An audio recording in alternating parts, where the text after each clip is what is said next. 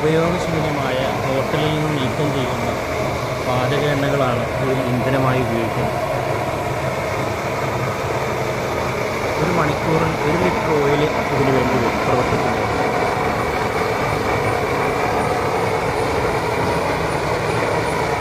നിലവിലുള്ള ഗ്യാസിൻ്റെ അടുപ്പ് നമുക്ക് നീക്കം ചെയ്തതിനു ശേഷം ഈ അടുപ്പ് ഇതിൽ ഫിറ്റ് ചെയ്യാവുന്നതാണ്. ഇത് അകത്തേക്ക് കയറ്റുന്നതിനും പുറത്തേക്ക് ഇറക്കുന്നതിനും വീലിൻ്റെ സംവിധാനമുണ്ട്. ഇതാണ് ഇതിൻ്റെ പവർ നൽകുന്ന ബ്ലോവർ.